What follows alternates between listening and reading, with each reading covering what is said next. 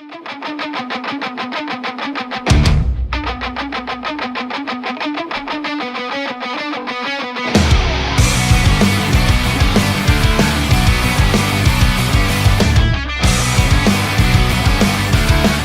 what's up, guys? Welcome back to another episode. This is Take It to the Hizzy Fantasy Football TITTH number 16. I'm your host, Justin Bruni. Today we're going to be going over our Week 7 preview, rolling into Week 7 here. Thursday Night Football, kind of a meh type of game. Really sad to see Patrick Mahomes go down. Hate that play call, Andy Reid. Not happy with you on that. A guy who's been nursing his ankle since week 1, diving him right into that pile when you have all the talent in the world on that team. Tyreek Hill, Kelsey, all the running backs that they're using or not using, LaShawn McCoy, Dame Williams, Darrell Williams, just so many other places they could have gone on that play. But they did come out with the victory, so kudos to them. Their defense came to play after Mahomes went down, so that was nice to see. The Kansas City defense racking up so many sacks. Can't remember how many they got to. I want to say it was like 8 or 9 or so. So that was fun to see. Hit the in-game under at 36 game total there. Took the under at 56 in-game. Didn't have the must-starts video this week, so I couldn't get you a Thursday night preview. Sorry about that. Just had too many NFRAs, non-football related activities this week. I've been limited, but I'm here. It's game time. I'm ready to roll. So let's jump into some things here. We're looking at the Week 7 preview. First game up, we have the Cards at the Giants. Looking to start both quarterbacks in this matchup. Feeling really good for both of these guys. Should be a passing-friendly game for both sides. Giants have allowed 10 touchdowns in the air. Cardinals have allowed the most with 16 in the league. So again, a lot of upside for both of these guys. Should feel good starting both of them. The Giants have allowed 1,700 plus yards, second most allowed in the NFL, and the Cards have allowed 1,827 yards. So that's the most in the allowed yards allowed in the league. So yeah. Both secondaries not looking good. Should be a very passing-friendly game. Fire up both those guys with zero concern, really. I think they're both in line for some big weeks. Going to the running backs in this matchup. For the Cardinals, David Johnson is not looking good. I think I read some clip or saw some clip yesterday saying, if the game was today, Saturday, or yesterday, he would have been a no-go. He does still have a chance to play. He is a game-time decision here. So you really have to follow his status into Sunday. His real value is from catching passes recently in previous weeks. So I do like Chase Edmonds again. Found pay dirt last week, told you to start him, got him in your lineups, hopefully. So I do think that he is a fantasy relevant play this week for the Cardinals. I think that they're going to need him, and I do think that he'll catch a handful of passes this week in that backfield. So definitely fire up Edmonds. If you do have David Johnson, you have to follow his status into Sunday, kind of see how he's looking. But it doesn't look great right now. You may need to bench him if you do have some better options available. For the Giants, Barkley is back, right? They're getting Barkley back, so that's nice for them. You have to fire up Saquon if he's live, and I think you can. Use Wayne Gallman this week too in like some deeper flex spots. If you have both of them, you're just starting Saquon Barkley. If you handcuffed him with Gallman, but if you have Gallman and you're in a tight spot, I think you could actually start him. I think he could get some usage this week. I do think that the Giants are going to be up on the Cardinals. I know I'm saying the secondaries are bad for both sides. And we do have the Cardinals playing on the road here. But I do see the Giants, being up. I see the Cardinals chasing points. And in that sense, I could see Gallman get some usage maybe in the second half. I think he could get brought in, catch a couple of passes here and there.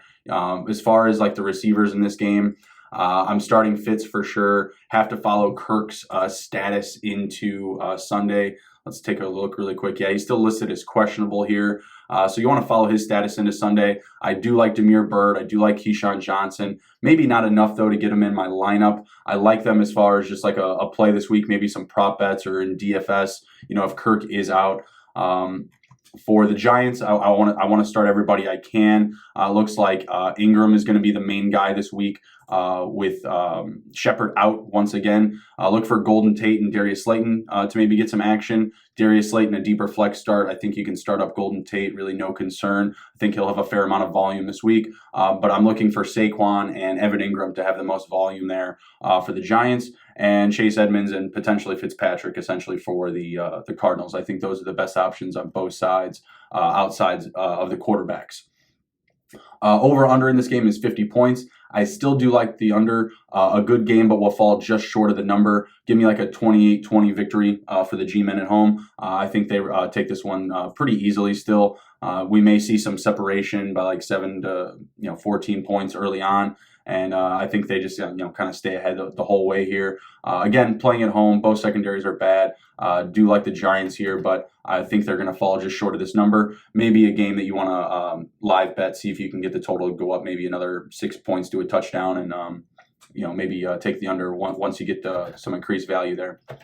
Okay, let's look at the Houston Texans at the Indianapolis Colts. Starting both quarterbacks in this game, I think there's going to be a little bit more value in the passing game in this matchup. Houston has allowed 10 passing touchdowns, Houston has allowed 11 passing touchdowns, and the Colts have allowed 10 passing touchdowns. So there should be a fair amount of upside for these guys. Both of them could potentially hit 2 or 3 passing touchdowns in this game. Starting at both of them, Texans have allowed the seventh most yards allowed in the league so far at 1,608 passing yards. Colts have allowed 1,210, so that's the 7th fewest in the league. So there is a little bit more upside for the Colts secondary there. Obviously, you're not scared of benching Deshaun Watson this week. You're going to continue to fire him up. Both teams have allowed only 3 rushing touchdowns on the ground, so I am going to bench Carlos Hyde, but I am going to start Marlon Mack. I'm also going to start some Duke Johnson in this game. I think that he could get a little bit more usage. He's been catching a few more passes as the weeks go on, so his inclusion into the offense has been increasing, so that's nice to see. Hyde, yes, could still get some volume in this game. He still could get a fair amount of carries, but I'm just not sure that he finds pay dirt this week, and I do think that he needs to find the end zone to be fantasy relevant this week. So not starting Hyde, starting Duke Johnson. I think that might be kind of a contrarian pick there based off of the volume that Hyde could get. Just again, I don't believe he's going to find the end zone. Fire up Mac, not firing up Nyheim Hines or Jordan Wilkins. Just not enough relevancy in this offense, not fantasy relevant. So just not plugging them in. Not even sure if they're owned in every league. For the wide receivers, Houston, I think you absolutely still have to continue to start Fuller and Hopkins, although with Stills and Kutte coming back, both of them coming back. Kutte was back last week, but when Stills has been in the lineup, Fuller has had some slower days. So you may not get the 3 touchdown, over 100-yard game for Will Fuller this week, but and same thing goes with Hopkins. Haven't been getting the top tier wide receiver production from him, but I do think that he can get right this week up against the Colts. Just law of averages. You got to come back down to earth at some point, right? I'm not interested in Stills or Kutte. I do think that they're going to split work behind these top 2 guys still.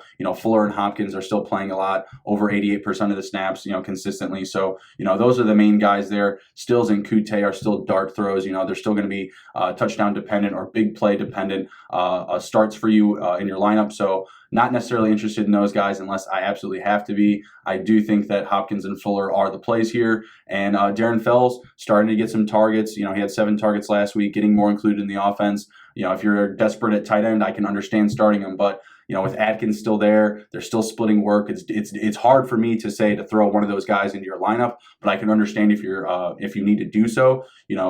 Split tight ends with guys like Atkins and Fells. You're looking at other situations like the Colts with like Ebron and Doyle. So I get that. Cincinnati, Uzama and Eifert.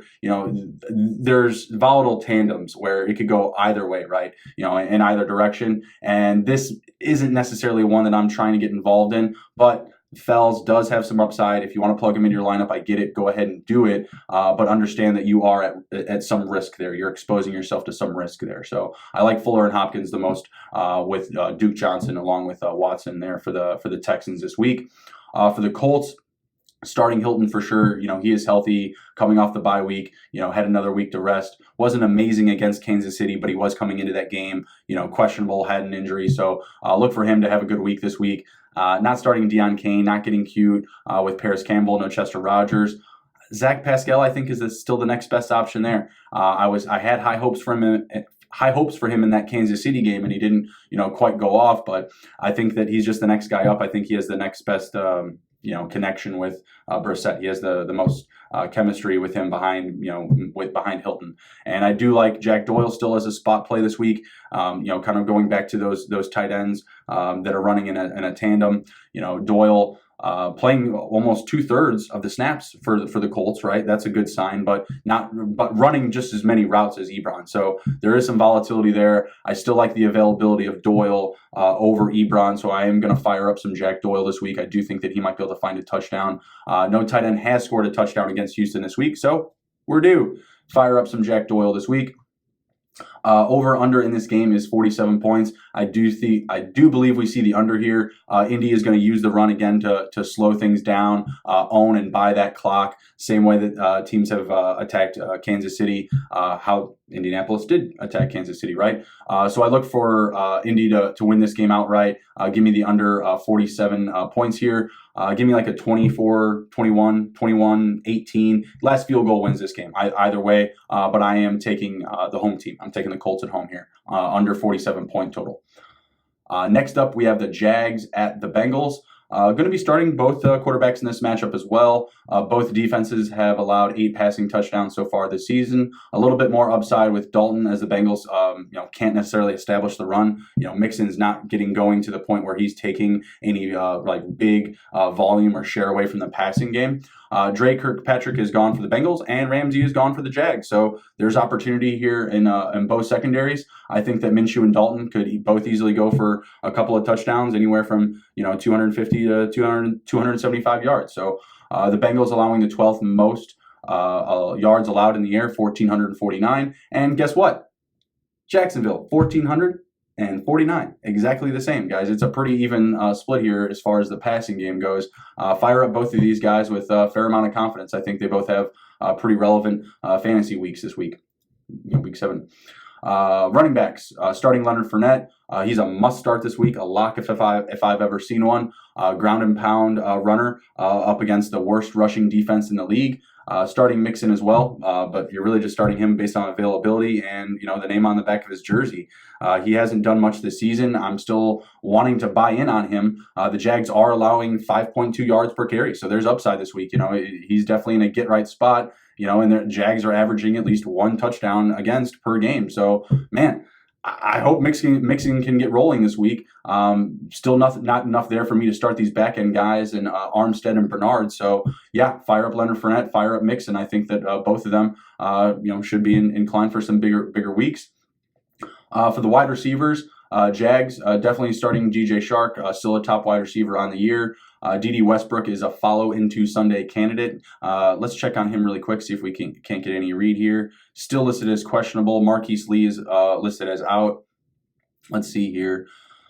Still limited in Friday's practice, so not sure what we're going to get out of him. Out of D.D. Westbrook, but I do believe it lends a little bit more upside to DJ Shark. Again, with Marquise Lee being out. Keelan Cole hasn't been really doing much. Chris Conley, again, very limited volume and workload there, for his production in the offense. And then you got Jeff Swaim, who's out. Josh Oliver's banged up. You have Seth DeValve. Is that it? Seth DeValve?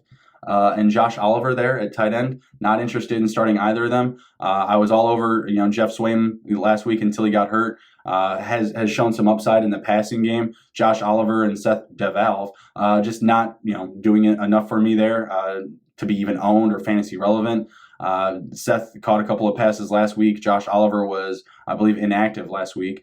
He was hurt. So, yeah, I like a lot of DJ Shark, Chris Conley, and Leonard Fournette this week. Maybe even Minshew rushes for a touchdown. We'll see. But, yeah, you got to fire up Shark for sure. D.D. Westbrook has some upside, but you may want to bench him coming off the injury. Let's see what he's got here. Limited participant, encouragement, shoulder. Yeah. Shoulder injury, not great, right? Going to be taking some hits, but I think you just got to follow him into Sunday if he's a go and you need a guy. I think he has enough upside to get him in the lineup, but again, exposing yourself at some risk there. I would feel comfortable maybe going a different direction.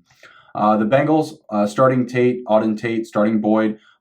Tate got like 12 looks last week with Boyd getting shut out or just getting overshadowed, if you will. Tate, only had 5 catches, so you would have liked to seen a little bit more out of that production last week or out of that availability. But I think that he just shows that he's a solid start going forward, at least until A.J. Green gets back. So I think that you can fire up both Auden Tate and Tyler Boyd in this game, pretty confidently. I'm not too worried about their value this week. Erickson, kind of a deeper play in like double flex leagues. If you're like in a 14, 16 team double flex league, you're hurting for a wide receiver, you're digging deep, there's not much available. Erickson, could catch 4 to 5 balls and, really volatile touchdown, availability or risk there. I'm not sure I want to plug him into my lineup, but I think that he could steal a touchdown this week. He has that opportunity. His workload and volume has been expanding. So just a really deep play there. Not too interested. Like I said, Tate still has value with Green out. Not starting either of the tight ends in Uzama or Eifert. Uzama is consistently out-snapping Eifert. Eifert's, getting more of the looks in the red zone, kind of similar to how Indy is using Ebron and Doyle. Doyle's getting used pretty much all the way up the field, and then they bring Ebron in as another big body target in the red zone. So kind of similar aspect there. Not going to touch either of these guys. Over/under in this game is 44 points. It's a tough call, but I like this one to barely hit the over. Give me the Jags here. Are they on the road here? Give me the Jags. I could see again like the last matchup, like a 24-21 or a 26-24 game. I think it's going to be a close one. Comes down to a last possession. I just think that the secondaries are going to lend a lot of upside for the passing game to remain active, throughout the entire game. So I think that we do hit the over there. Give me like a 46-48 game total. If you can get into that game and live bet it, and there's not a lot of scoring early on in the first half, I do think that they could explode for some second half big points. If the passing game isn't, coming out of the gate and both sides are leaning on the run. Like I mentioned, Mixon has some upside, 5.2 yards a carry allowed for the Jags. And then, the secondaries, Kirkpatrick gone, Ramsey to the Rams. So, there's upside on all sides or both sides of the field in the air and on the ground. Next up, we have the Rams at the Falcons. Get right game for Goff if I've ever seen it, right? Threw for 78 yards last week. Falcons defense has allowed 15 passing touchdowns so far this season. That's second most in the league. I think you have to fire up Jared Goff. I could understand why it might be a tough call. You might have some other options there that may look better or at least appear better just based off of previous weeks. But the Falcons defense has been pretty horrid. I'm not really sure who really is even the best playmaker there. Still Deion Jones maybe, but he might be tying up Hooper this week. Not really sure what they can, I'm sorry, Hooper. Gerald Everett might be tying up Gerald Everett. He's tying up Hooper in practice every week, but I'm just not really sure, who's going to be the playmaker for the Falcons defense going forward. And even if you have one, what is that going to do you? I want to fire up Jared Goff this week. I'm really confident about him. Matt Ryan, same thing. He's just on a team with a really bad defense. You want to fire up that quarterback that has passing friendly options with, Julio, Ridley, Hooper, who's been playing well. The Rams are allowing the 14th most yards allowed, 1449, kind of tied up in there with the last teams I mentioned with the Jags and the Bengals. Falcons have allowed 1681, fifth most in the league. So passing friendly game here. Want to start both of these quarterbacks, and you're going to want to get in the wide receivers too. Gurley, he's officially off the injury report. You want to fire him up. Malcolm Brown on the injury report. Kelly, Henderson, really not taking any chances with these guys. Just going to be firing up Gurley. I do think that Henderson and Kelly, they could get a couple of carries. Could get a couple of carries behind Gurley, could get some touches, but not enough to be fantasy relevant. So you're pretty much just starting Gurley this week, but I do believe that there's going to be a lot of passing. Not really sure what's going on with Malcolm Brown. Didn't have a great week last week. We were all expecting him to go off, have a big week, but he actually looks doubtful. I just looked for the update here. He looks doubtful this week. So yeah, I look for a lot of Todd Gurley, but I'm looking for the most out of Jared Goff in this passing game. Starting Gurley, like I said, not starting these back end guys. Give me Devontae Freeman, who's come on in the previous weeks as a solid pass catching option. The Rams are allowing 3.5 yards per carry, 7 touchdowns on the ground. Falcons are allowing 4 yards per carry, 7 touchdowns on the ground. So again, a pretty even matchup here as far as the defenses are concerned against the run. Don't like the options with the Rams right now outside of Gurley. So he's really all that you can fire up this week, and he still could have a limited workload. Being injured, being limited in the this week and the previous week. So not really sure what we're going to get out of him there, but. With Brown banged up and Henderson and Kelly not doing much so far this season, I just believe that we're going to see a lot of Gurley. And like I said, with the Falcons, start Freeman. Not interested in Ito Smith. Hasn't really done much in the previous weeks. Could steal a touchdown on the goal line, but hasn't done enough or received enough volume or workload for me to just force myself to put him in my lineup. For the Falcons, definitely starting Ridley, Hooper, Sanu, and yes, Julio for sure. For the wide receivers. For the Rams, you're starting everybody. Kupp, Woods, Cooks, Gerald Everett, getting some consistent work. Like I said, Deion Jones might be the only playmaker in the lineup.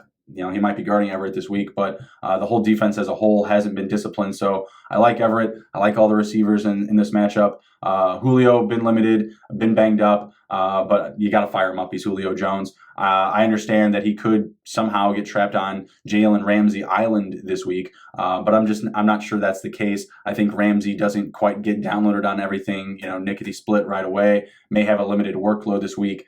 So yeah, I'm firing up all these guys, Ridley, Hooper, Sanu, just because Sanu has enough upside. He's playing the most snaps in this offense still, and Julio just because, he's the dude, he's the guy. Ridley and Hooper just being really consistent so far this season. So I think you want every bit of them in this matchup up against the Rams defense that still hasn't been very disciplined, hasn't been doing very well. Obviously, they went out, they got rid of Peters, brought in Kenny Young, linebacker from the Ravens, and then they brought in Jalen Ramsey. So they're trying to make moves. They're still in win now mode despite their recent lack of success. So you like to see that if you're a fan, but I think that you really like to see it if you're a Falcons wide receiver owner this week. Fire up all these guys. Like I said, Ridley, Hooper, Sanu, and yes, even Julio, despite him being limited and banged up consistently over the past week and a half. All signs point to the over here, 54.5 points. But again, when all signs point one direction, you might want to go the other. So we should all run. My notes here say all signs point to the over, so we should all run to the under. LOL. JK, give me the Rams. I like the over here still. I think it'll be a high-scoring game. Could actually hit the 60s for a game total. Just as long as both offenses are rolling and all signs point to it. So, again, that could just very well mean that we're all just about to choke on the under. But I do like all seriousness aside, I do like the over in that game. Give me the Rams. Dolphins at the Bills. What do we say about the Dolphins? Never start them. Don't ever do it. Don't ever do it. Fitzpatrick is the quarterback for the Dolphins this week. Doesn't really matter. Kaepernick could be the quarterback. It doesn't matter. Doesn't matter. Tom Brady could be never mind. All right. Let's just stop it right there. The Dolphins, they're bad. Don't start any of them. No Fitzpatrick this week. Yes, he's starting. They're playing the Bills, one of the best defenses in the league. Bills have only allowed 3 touchdowns in the air all season. Allen has a ton of upside. Obviously, he's playing the Dolphins. So you're starting Allen. You're not starting Fitzpatrick. Dolphins, only allowed 1,351 yards in the air. It's actually 13th best in the league. Crazy, I know. But the Bills, 936, second best in the league. All right. The only reason why the Dolphins secondary hasn't been burned for so many yards is because the ground game has been burned for so many yards. After teams pass a lot on them, they just run out the clock and park the bus. So Drake, Blage, Mark Walton, no, thank you. Bench all of them.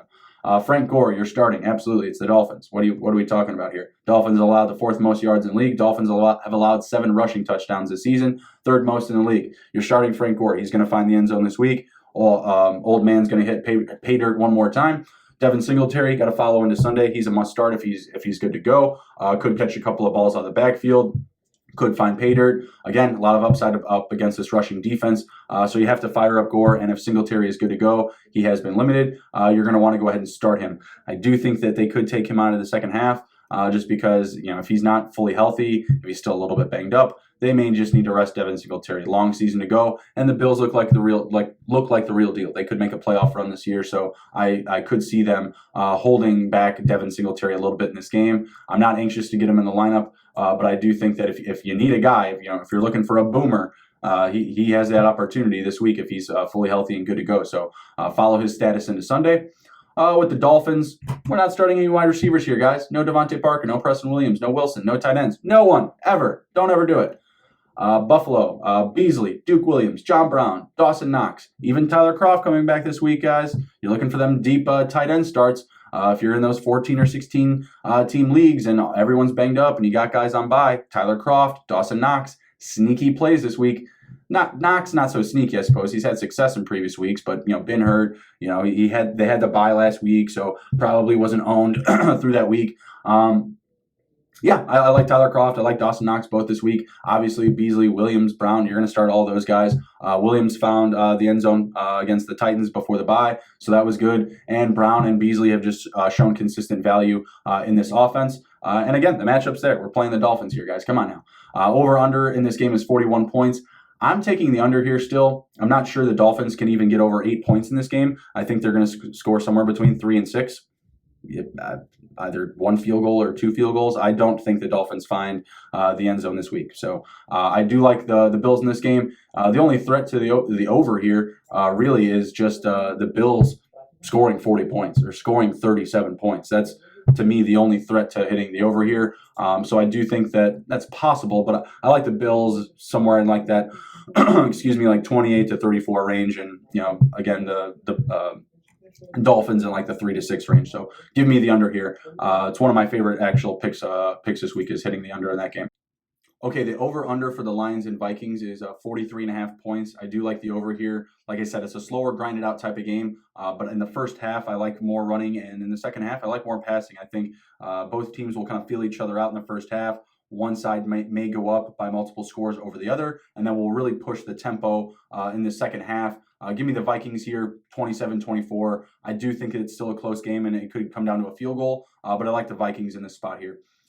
Next up, we have the Raiders at the Packers. Going to be keeping both of these quarterbacks on the bench. I'm not really interested too much in this matchup, really, outside of a few pieces. So keeping Carr on the bench, playing on the road. Green Bay has been playing very well up against the quarterback position, especially at home. Outside of the Eagles game, Green Bay has played pretty much immaculate up against the quarterback position at home. Benching Rodgers as well, just missing too many guys this week. Missing Adams, MVS is banged up, Allison is banged up. You have Jimmy Graham, looks like he's going to be good to go, but Jimmy Graham, Alan Lazard, that's what Jake Kumaro, that's what we're talking about right here. That's your 1, 2, and 3 options. So for me, I see a lot more of the running game in this matchup. Definitely going to be going towards the under here. Not looking at either quarterbacks as starters. I know I'm talking about Aaron Rodgers here, one of the best quarterbacks of all time. Rip the name off the back of the jersey, guys. I'm sorry. He doesn't have his guys there. He's playing a pretty aggressive Oakland Raiders team, actually. They've been pretty sneaky so far. The Raiders, 1,318 yards, 11th lowest amount of yards allowed in the league to the air attack. And the Packers, just kind of in the middle of the mix here, 1,436 allowed in that 15 to 16 range. So yeah, not great for either side really here. Carr going to be missing Williams, so I don't like that. Waller's been banged up. I don't like that. Keelan Doss, Hunter Renfrow, maybe his best options this week. So yeah, not getting involved with the quarterbacks in this one, guys. I do not recommend starting Carr. I do not recommend starting Rodgers. Onto the running backs. Starting Jacobs, starting Jones, starting Williams, not starting Dwayne Washington or Jalen Richard, despite that they could actually come in this game and steal a touchdown. Because, again, the weapons are really limited here. I do think that it's more of a run-heavy type of game, and that's going to be the focus on both sides. But, man, I don't know. I think it's just a little bit too risky to put Dwayne Washington and Jalen Richard into the lineup. So not getting them in. Jones, Williams, been consistent cornerstones of that offense for Green Bay so far this season. I think you have to fire up both of them. Packers are allowing the 10th most rush yards in the NFL, so a lot of upside for Jacobs. And like I said, these other two guys, Washington and Richard, they could steal a touchdown, but I just don't want to get them in my lineup. I do look for Jacobs to get over 20 carries this week. I think he's going to get a workhorse share this week. So, again, not interested in Washington and Richard. Do have upside to steal a touchdown, but give me Jones and Williams on the other side, both running backs there. For the receivers in this game, pretty bleak. The Raiders going to be without Williams. He's out. Waller looks like he should be good to go. Let's get a quick update on him if we can here. Yeah, Waller taken off the injury report, so that is great to see. I kind of think his his limited capacity at the end of the week was maybe just rest, because these guys are banged up. You have Williams out. You're going to be hurting at the wide receiver position. Like I said, you got Hunter Renfrow, Keelan Doss, and Trevor Davis. Those are going to be the guys that are catching balls there for them. Not buying in on any of them. I think Keelan Doss could be a sneaky DFS play. I think I will get a card or a lineup with him included there, just because I think he'll be super cheap. I haven't checked the prices yet, but I think he'll be really cheap, and we'll have a little bit of upside this week, but super risky to get into your standalone leagues here. So yeah, not firing up anything but Waller, really. Again, no Renfro, no Doss for me in standalone leagues. Again, could be a sneaky play, but not confident enough, not putting my chips into that pile. So yeah, just grabbing Waller there for the receiving ends for the Raiders. With the Packers, Adams out, Allison and MVS are both not practicing. Graham hasn't been practicing. Tanyan wasn't practicing, but Graham is off the injury report and he's good to go. So if there's someone there that I want to start here, it would probably be Jimmy Graham, but I'm not excited about doing so. Allen Lazard, if he's on your team, that means that you needed a wide receiver. You spent some money, probably went out and got him. So start him. If you have Lazard on your team, start him, because the only reason he's on your team is because you feel that you needed him. You went out and got him. Start him this week. It may be the last week, or only we can get any value if Allison and MVS come back, and Adams too. It's not like he'll stay up there and get the same amount of touches and work volume as these guys when they do return. So yeah, if he's on your team, fire him up. Otherwise, I don't know what he's doing there. Over under in this game is 46.5 points. I'm taking the under. I think Oakland is going to slow it down with a ground and pound run game up the middle with Jacobs all day long. They're playing on the road, so I think obviously owning the clock is going to be valuable for them. Give me a close game. I actually like the Raiders on the road here. I think that the Packers are just a little bit too banged up. Give me a 20-17, 21-20 type of game. 1 to 3 point margin of victory here for either side, but I like the Raiders. The winter wind. It is a Raider. I think that's the line. I don't know. Whatever. Okay, next up we got the 49ers at the Redskins. Going to be a long day for the 49ers at the Redskins, but obviously you're starting all of the 49ers you can. Starting Jimmy Garoppolo here. Redskins have allowed 14 passing touchdowns in the air. One of the worst teams up against the pass. Not starting Haskins or Keenum. Either way, they're just not going to get it done. The 49ers defense has been the best up against the pass, allowing the fewest amount of yards, allowing the fewest touchdowns. So, yeah, don't want any part of the Redskins this week. Even scary Terry McLaurin, guys, that's coming up here, or benching him. So, yeah, give me Jimmy Garoppolo here, benching Haskins, benching Keenum. Keenum did get a full practice in Friday, so it looks like he's going to be good to go. He's going to be the guy there.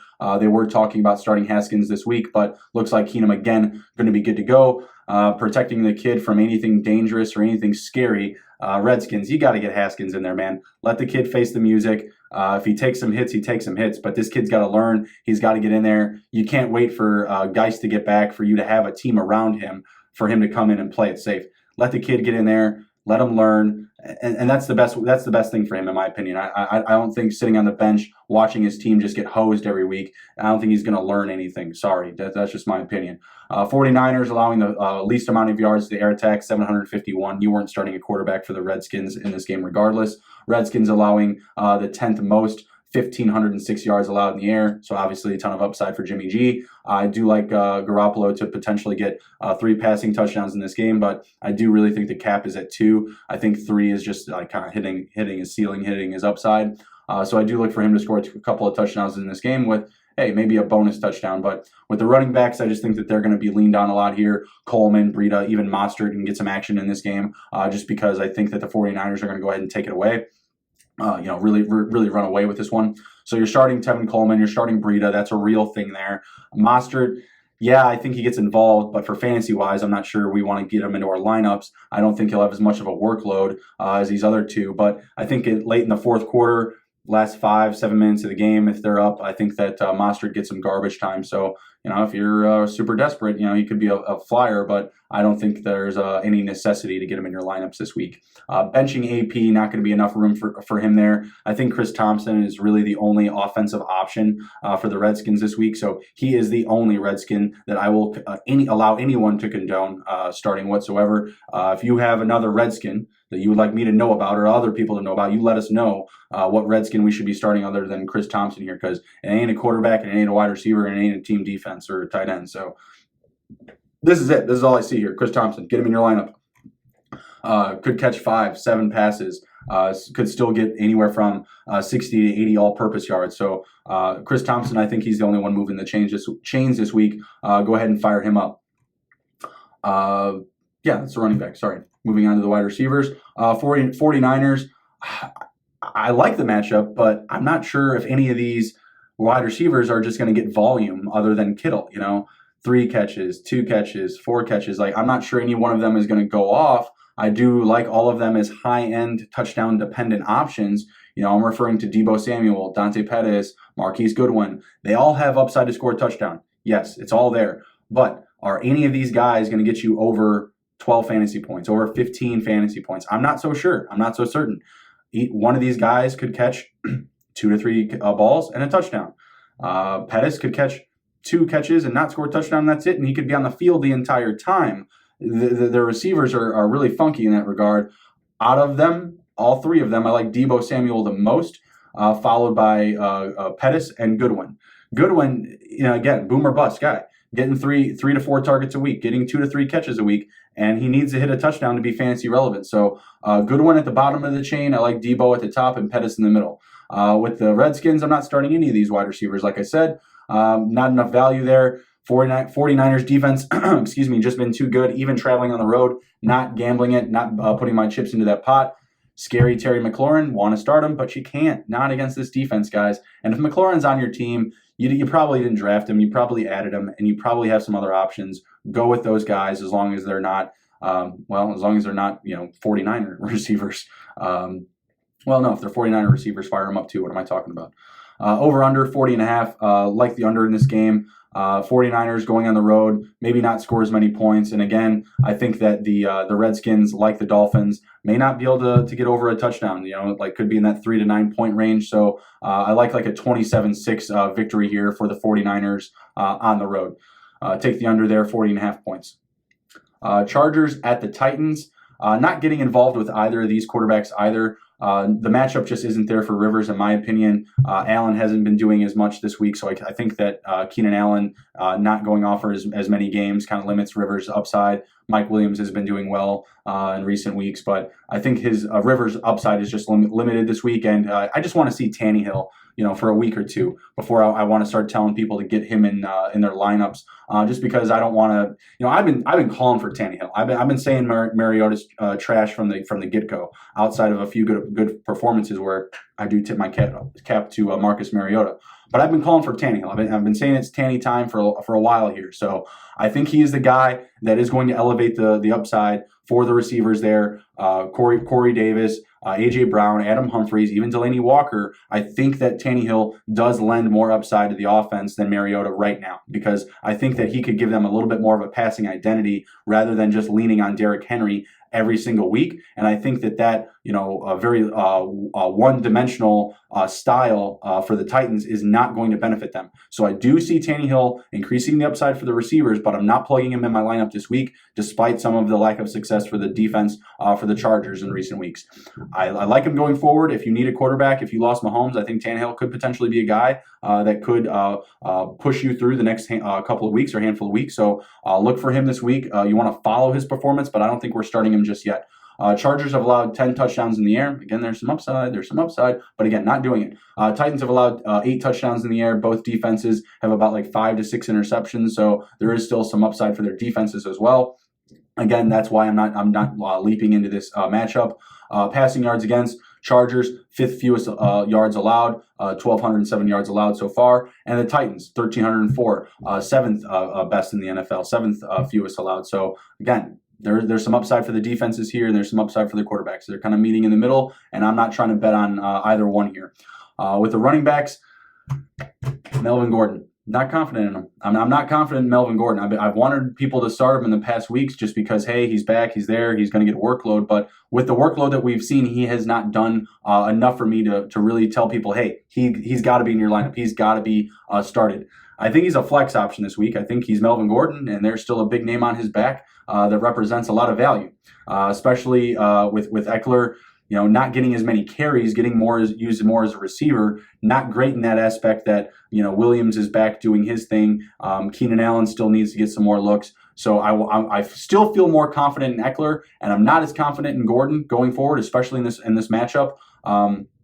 Let's see here. Where's my Titans have only allowed 3 rushing touchdowns, so not as much value there for Melvin Gordon this week, in my opinion. A little bit more value for more of a scat back like Eckler, who could catch some more balls out of the backfield, with Gordon and potentially the Chargers having a harder time, grounding and pounding up the middle. So I like Eckler more. I'm not telling you to bench Gordon, but he's a candidate for it. He's a candidate for it, and he's not a must start for me. He's a flex guy.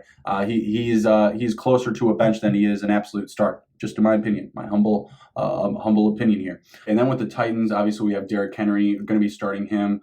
Chargers are allowing the 11th most rushing yards, 4 yards per carry. Pretty similar defensive attacks here against the run.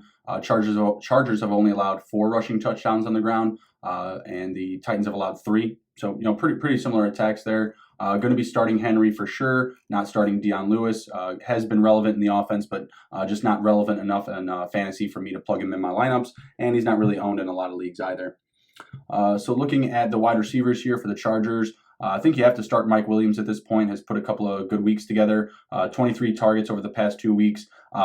Could come down to the same thing here if Allen doesn't get rolling. I don't have Allen, but I still advocate for people to start him. He's a top guy in the league, and he could go off for any week. It's very similar to what we've seen from Hopkins this season, even Amari Cooper, not having some great games, Julio Jones, not having some great games. You got to start your top guys. I mean, it is what it is. Unless they're completely banged up or not getting into the lineup, then I think you have to start them. So still confident with starting Keenan Allen. Still very confident starting Mike Williams based on his performances in the past weeks. Starting Hunter Henry, came back strong last week. Expect him to stay involved, early and often. May not explode for the giant game he had last week, but I do expect him to have a pretty steady floor going forward, just as long as he stays healthy. Not interested in any of the back end guys, Jeremy Davis, Andre Payton. They did send Travis Benjamin to the IR with Dontrell Inman. So there is some upside for these back end guys to maybe get on the field, get a couple more snaps, but still not interested. Not going to get them into my lineups. They're waiver fodder. They're not really owned in any places. Titans, like I said, all these receivers are upgraded. Give me some AJ Brown, give me some Humphreys. I'm still not as comfortable with Corey Davis, especially this week, going up in a matchup up against Casey Hayward. So I'm still going to wait and see on him. But I think that AJ Brown and Humphreys, their values are instantly upgraded with Tannehill in the lineup. Like I said, I think he lends a little bit more upside here for the passing game. Delaney Walker, I think we need to bench Delaney Walker this week. See if we can get a quick update on him. He's not looking good. Questionable. I believe he got limited. No, he did not practice Friday, so that's not good. I think we need to keep him out of our lineups this week. Obviously, you're going to follow his status into Sunday, see what's going on there. But I think Jonnu Smith is going to be the play there. Could be a sneaky play this week in DFS. Him going under the radar with maybe Walker getting a late time out call, for this week's matchup. Benching Walker right now. Again, did not practice Friday. Give me AJ Brown. Give me Humphreys. Still not convinced on Corey Davis yet that he'll have value this week. Over-under in this game is at 41. Give me the over, but not by much. I would say to live bet this game. If you could maybe get a couple of early scores and they move the line up to maybe 48 plus points, or maybe you get lucky and they move it up to 50, then I would grab an under from there. But pregame, I'm not really interested in getting involved. 41 a little bit too close for me in this matchup. I do think the offenses could still score points. Like I said, not really sure what to expect with the quarterbacks.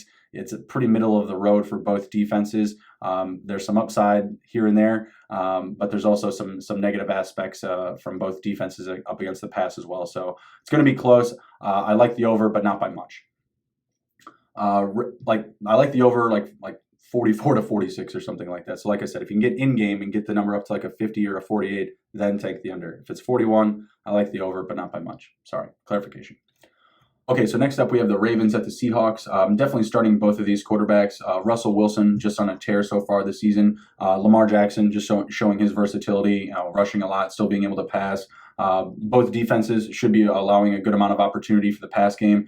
Ravens, sixth most yards allowed, 1,600 plus. And the Seahawks, again, eighth most yards allowed, 1,600 plus, 1,617 for the Ravens, 1,602 for the Seahawks. So should be a good amount of upside for the passing options here. I do like both quarterbacks to potentially rush for a touchdown. The Seahawks have allowed 8 passing touchdowns. The Ravens giving up a ton of air yards. So, yeah, I like both quarterbacks in this matchup. I think you can start both of them. Should be locks this week in a pretty favorable matchup for the passing game. For the running backs, like Ingram, like Carson a lot, both of them are getting a fair amount of volume. You're definitely starting Ingram. He has at least 70 yards all-purpose or a touchdown in every single game this season, and he's sprinkled in a few big weeks, and this could be one of them. Seahawks have allowed 4 rushing touchdowns in just the last 2 weeks, so there's definitely a lot of upside for Ingram this week. I like him to find pay dirt. Seahawks are allowing 4.7 yards per carry, so again, a lot of availability for him. Edwards and Hill could get mixed in behind Ingram this week, but I don't believe that either of them find pay dirt. We saw both of them used a fair amount up against Cincinnati, which is nice to see, but the matchup was there. Cincinnati, one of the worst teams up against the run, if not the worst team up against the run. So you could see a little bit more opportunity for Edwards and Hill again this week with this matchup up against the Seahawks rush defense that is allowing so many yards per carry, but I do think that we'll see a lot more of Ingram. And again, Lamar Jackson rushing the ball, adding some value with his legs this week. With Carson, you're absolutely starting him. He's gotten over 100 rushing yards in the last 3 games, and he's got over 20 carries in each of the last 3 games. So he's rolling right now. What is it? The Ravens, do I have the per carry? No, I just had those notes. They're recording 20 carries, three consecutive games, 100 rushing yards, 3 consecutive games. Ravens have allowed 8 rushing touchdowns. That was the number I was looking for. 8 rushing touchdowns allowed by the Ravens. So I think that brings Rashad Penny into a flex play. He's off the injury report, practicing on a regular basis here. And Ravens have, again, allowing as many TDs on the ground, should lend for some upside for him there. I do think that he'll be fantasy relevant off the injury report. Good to go. And I could see him getting some touches early just because Carson has been used a lot in the previous weeks. They may look to not, rush him in there and, blow his whole game load right in the first quarter or first half with 15 carries in the first half. I think that we could see a little bit more usage out of Penny early on in this game, but I feel confident starting both of them this week. I just think that Penny could add a little bit more value catching balls out of the backfield, and that's really what they need him to do is act as more of a scat back in their backfield. For the wide receivers, with the Ravens, I think Andrews is just the best start here. It does look like Miles Boykin is trending out. See if we can get a quick update here on him. I say Miles Boykin. Marquise Brown is looking like he's out, and yeah, he did not practice Friday, so I like Miles Boykin after Andrews. Sorry if there was any confusion there. Last week, Andrews had 6 catches for the team, leading all targets.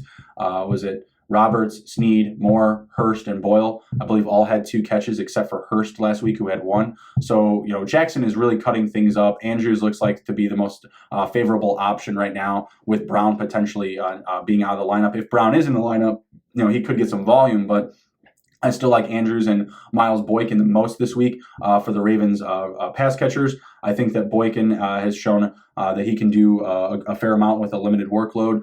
So I like Boykin and Andrews for the receivers for the Ravens this week. Not touching Roberts, Snead, Moore, Hurst, or Nick Boyle. Again, very limited volume there for those guys, just not getting enough looks. Lamar Jackson really just goes with what's comfortable, and it looks like that's Andrews and Marquise Brown right now, and just rushing the ball when he can. So I like those 3 aspects of their team.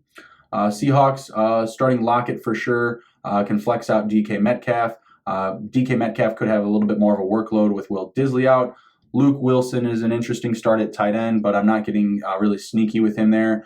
They do like to use him in close when they get in closer to the red zone, but he doesn't have any real booming volume or any type of real big upside this week or really any week going forward. His main upside is just his availability. If he's on the field 100% of the time, that's great, but I could still see them mixing in some of their back-end guys. He just has the most offensive upside, in my opinion, for their tight end group. Not interested in Jaron Brown, or David Moore. Going to be keeping them, on the back end behind DK Metcalf and Tyler Lockett. They're just riskier plays for me. Yeah, they could hit a touchdown. We saw Brown, I think, hit 2 touchdowns last week. So, it's possible, but they're just really risky plays, and I'm not trying to get exposed like that with some lower volume type of receivers. So yeah, fire up Metcalf, fire up Lockett, and I think Luke Wilson is an interesting start, but I'm not rushing to him just yet. I want to see how he gets used with Disley completely out of the lineup. So let's see what happens this week. Over under in this game, 48.5 points. Give me the over. Seahawks at home, 28-24. Could be like a 30-26 type of game. I think that both quarterbacks get rolling early on. I think both running backs score a touchdown, maybe two. So yeah, I like a lot of scoring in this game. Give me the over here, 48.5 points. Next up, we have the Saints at the Bears. Not starting either of the quarterbacks on either side. Teddy Bridgewater, not starting him. Mitch Trubisky or Chase Daniels, not sure what's going on there just yet. Mitch has been limited in practice, still questionable. Going to be a game time call. Actually, no, he's been practicing in full. Sorry, with his shoulder injury. So has been practicing in full, but is still questionable. I'm not starting either quarterback on either side. Not trusting Trubisky back from an injury, and I'm still not trusting Teddy Bridgewater in this matchup against the Bears, even though they do look a little bit banged up. They're missing Akeem Nicks. With the Saints, they're going to be missing Kamara. They're going to be missing Jared Cook, so they're going to be missing some weapons. I'm not going to be diving too deep into this matchup here. The Saints allowing the 16th fewest amount of yards in the air, 1,426, and the Bears allowing the 4th fewest at 1,146. So not as much upside for Teddy Bridgewater this week, especially with missing a huge weapon like Kamara and a consistent piece in Jared Cook. So not starting any of these quarterbacks. Just not interested. Matchup is just not friendly enough for me whatsoever. Running backs. Going to Kamara, obviously he's out, so we're not starting him. Latavius Murray, I think, is a sneaky start this week, just with Akeem Hicks headed to the IR. He was the best piece of that defensive line, so I do think there's still plenty of upside for the Bears defense, but I do think that they're going to be hurting, right up the middle where Murray could do some damage on the Bears. So I think Murray's a solid flex option this week. I look for him to be in the back end of the RB2, atop of the running back 3 group, so kind of just right in that space. I think he could have an interesting week for you. Montgomery, Cohen, and Mike Davis. Mike Davis, obviously not fantasy relevant since like week 1. Hey, pretty much Tariq Cohen too, right? Has a 1 random touchdown since week 1 when he had a fair amount of volume in the passing game, but has been pretty distant since then, not really doing much. Montgomery, I think, is the start here. I think he's the play. I'm not really interested in Cohen this week either. Saints defense has just been very good up against the run, even pass catching running back. So not too interested in Cohen. Give me Montgomery. Think that he could get a fair amount of volume, but the matchup really isn't there for him either. I'm just not sure where the ball is going to get fed this week for the Bears. I'm really concerned, to be honest with you. You got Lattimore out there going to be shadowing Robinson. You're not really sure what you're going to get out of the quarterback position this week. They're playing at home, which is nice. If you're a Bears fan, you're playing at home. That's cool and all, but other than that, that's about all the upside I have for us this week. Whoever's there, I hope they get the ball to Gabriel and Cohen. As a fan, but I'm not betting on that. I'm not starting Cohen. I'm not starting Gabriel. Give me some David Montgomery. Give me some Lat Murray there. Honestly, I'm not really confident in either of those picks. I think they're both lower end running back selections this week, but availability for Montgomery and availability for Lat Murray. Sometimes that's all you need, guys. So fringe starters for me, but I'll get them in my lineup. Not getting Cohen in there. Mike Davis, not fantasy relevant. Zenner coming over to the Saints, not getting him in the lineup, not going to have enough of the playbook downloaded just yet. I cannot believe the game total for this game, 37 points. I'm not making a pick. I guess I'd say the under. Vegas is obviously assuming that not a lot of points are going to be scored in this game. If they're giving us a 37 consensus game total here, obviously that's not the total everywhere. It's not the number everyone's laying, but that's the consensus right now, 37 points. So, wow. In-game bet this one if you have to, but my recommendation is stay away, stay away, stay away. 37. Wow, it's crazy. Eagles at the Cowboys. Next game up here. Moving right along. Almost finishing up. Quarterback. Starting both of these quarterbacks with Dak Prescott and Wentz. Should be a lot of upside for both guys. Wentz looking solid this season. 12 passing touchdowns, only 3 interceptions. Cowboys have only allowed 5 passing touchdowns in the air, but I do think that Wentz and the Eagles, come in aggressive. It's a division game, playing on the road. Sunday Night Football, playing the Cowboys, who have been bad the past weeks. I think Wentz is in line for a good night. Passing yards against Cowboys, 16th most allowed, 14.28. Eagles, fourth most allowed, 16.21. So obviously a ton of upside for Dak this week. Wentz, not as much. But again, I think they're going to be in a good spot this week. Cowboys, if they're doing the thing, if they're doing well, then the Eagles will be chasing points, and I'll like Wentz even more. The only way I wouldn't like Wentz this week, if I have hindsight here, and I know what's going to happen. If the Eagles go up and they park the bus, that's really the only situation where I see Wentz not having a good day. If anything, I'm hoping that the Cowboys go up early. So yeah, starting both of these quarterbacks, I think they're both in good spots to have big weeks.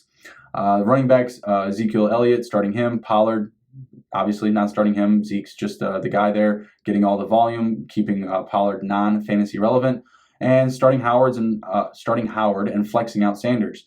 So with Zeke, obviously no concern to ever bench him. The Eagles are only allowing 3.3 yards per carry, so maybe we just see him catch a touchdown this week. I think he'll have plenty of inclusion in the game plan.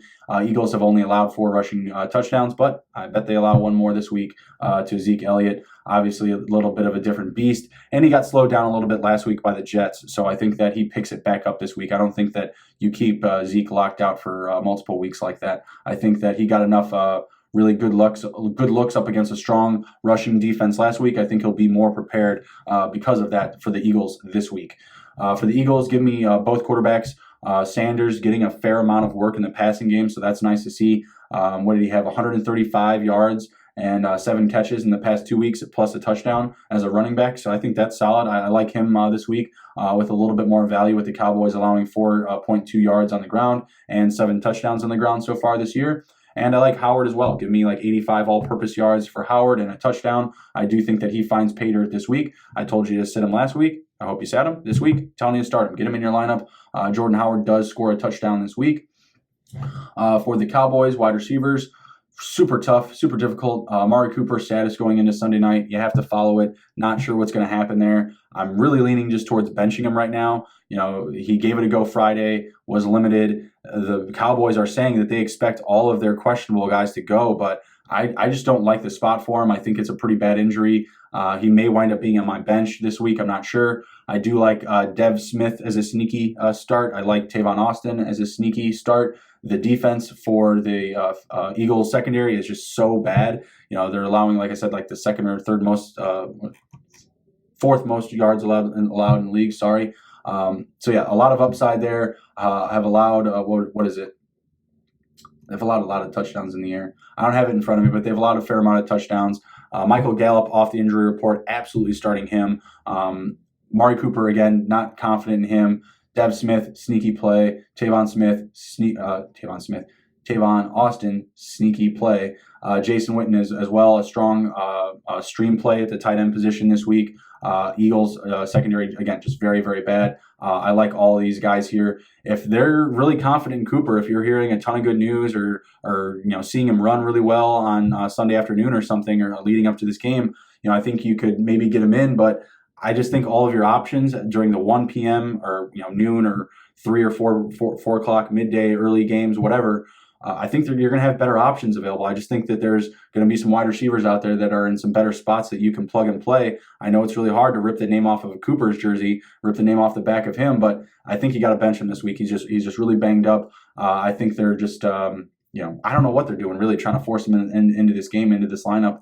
They're in a good spot up against the Eagles secondary that's been playing very bad. So I don't know why they need to force him into this game. I think they have enough weapons to get it done without him this week, but we'll see what happens. Just follow his status into that game. I do think it's a riskier play to put him in your lineup this week. For the Eagles, we're starting Jeffrey and Ertz. Deshaun Jackson's still out. Not sure on Aguilar or Hollins behind Jeffrey or Ertz. If I have to pick one or the other, I would go Aguilar. Neither of them have really done anything since week 2 or 3, so I'm not too interested in them. But between the two, gun to my head, give me Nelson Aguilar. Really, I'm just focusing on starting Jeffrey and Ertz here. Aguilar just more of a deeper play and deeper leagues with multiple flex spots available. So yeah, over under in this game, 49.5. I like the over here. I think all signs point to the over. Cowboys need a big win. Eagles defense is hurting. They're going to let up a fair amount of points, but I still like the Eagles to score points in this game as well. So I do like the over here. I like a good Sunday night game, over 49.5 points. So yeah, take the over there. I think that's a good game to grab. All right, last up, wrapping it up here. We got the Pats at the Jets. Brady has already carved up the Jets this week, or this year, sorry, for 2 touchdowns and 300 passing yards. So I still like his upside this week.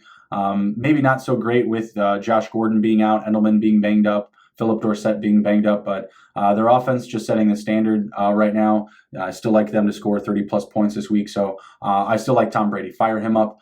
Not starting Sam Darnold despite his successful week last week up against the Cowboys.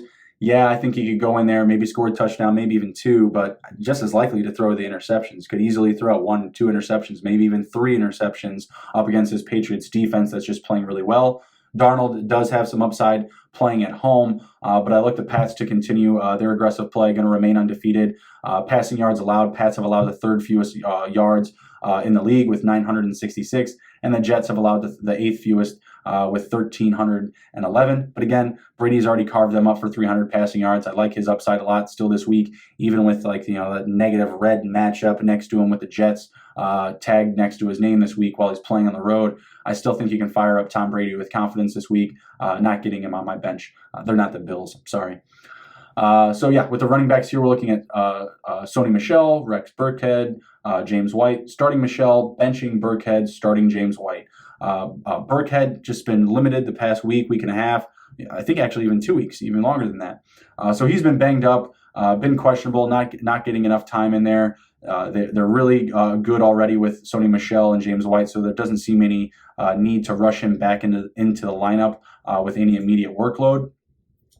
So yeah, like Michelle, gotten going the past couple of weeks, recorded 20 carries last week and a touchdown the week before that. So his value is going up. And then James White just been a super consistent piece in this offense, in the passing offense specifically. And with Endelman hurt, with Dorsett hurt, with Gordon, looking doubtful, you're just looking for all the other passing options there, which points you and leads you directly to James White. So you're absolutely firing him up this week. And then with Le'Veon Bell, of course, you're starting Le'Veon Bell. Could get over 25 touches this week. I'm not starting Montgomery. I do think with Darnold back, obviously that increases Bell's upside. Luke Falk was like, a drive-through attendant practically in comparison to Sam Darnold. So, like Bell to maybe get like 5 to 7 catches this week. I do think that they're going to lock him out of the rushing game. I think they're going to try to limit his upside there.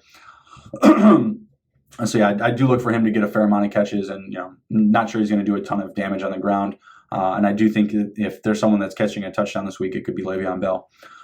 For the wide receivers for the Patriots, man, really tough. Got to follow Endelman and Dorsett statuses into Monday night. Could be tough to get them into your lineup. With your other options going, the day prior. Could be risking it. I do think that they go, but their workload may be limited. You're benching Josh Gordon. He looks doubtful after not getting a practice in last week. Didn't practice on Friday, so not great for him. Player of this game, I think, is going to be Jacoby Myers. I think you can all run and pick up Jacoby Myers if he's still available. Can feel free to start him this week with Gordon out, Endelman banged up, Dorsett banged up. And the Jets could be really honing in on Endelman or Dorsett if they are starting. So I like Jacoby Myers the most this week. N'Keal Harry, just for a note, came back from injury as well. He's back at practice, so he's getting involved as well. Not going to be firing him up this week. I don't even think he's starting, but just something to keep an eye on going forward. If these injuries are persisting with Endelman, Dorsett, and Gordon. And then going over to the Jets, you have Robbie Anderson, Jamison Crowder, and Herndon is back, but it doesn't look like he'll play this week. So you're going to keep Herndon on your bench still. Looks like he'll be ready to go for week 8, if you have any shares of him. But with Crowder and Anderson, you could start him, in some deeper spots. I think Crowder is a flex guy. I think Anderson is potentially a bench candidate just based off of his skill set and, is the matchup. I'm just not sure he does too much damage up against the Patriots. When they last played, Luke Falk was at quarterback, and I think Anderson wound up getting involved later in the game with Crowder, but really didn't do any damage. So not too interested in those guys, but more interested in Crowder over Anderson. If you have to plug and play one, I like Crowder there. Not starting Ryan Griffin, any of the tight ends for the Pats. Pats either didn't touch on them. So yeah, no tight ends in this game. Firing up Endelman if I can, Dorsett if I can, Jacoby Myers for sure. Jamison Crowder, definitely flex him out. I think he could have some value this week, getting some looks underneath. think Roby Anderson is closer to the bench, so not too confident with him. And with the over-under here, we have 43.5 points. I am going to take the over. I do think that Darnold back on the field can get the Jets 10, 13 points. I don't think that's outside of the realm of reality. And I think that the Patriots are still who they are, and I think they get over 32 points in this game. So give me the over there, 43.5 points. That's everything I got for this week, guys, so I really appreciate it. Again, sorry for not coming out with the must starts this week. One video short this week. A little bit of less activity this week with the NFRAs, non-football related activities, but we'll keep it going here. Really excited about this week. Let me know if you have any contrarian picks to what I've put together here. If you're thinking that I'm heading in the completely wrong direction, I'd like to certainly hear about it. Good luck this week. If you need me, get at me. Tweet, DM, Facebook, whatever you got, whatever you need. I'm your wingman. Get at me. Start, sits, need some trades. Might have some trade deadlines coming up in your fantasy leagues where you might need to be getting those out there. I certainly prefer leagues without trade deadlines, but I do know that there are some out there that have them. So whatever you need, I'm here for you. In case you don't see me, good afternoon, good evening, and good night, and I'll see you next time.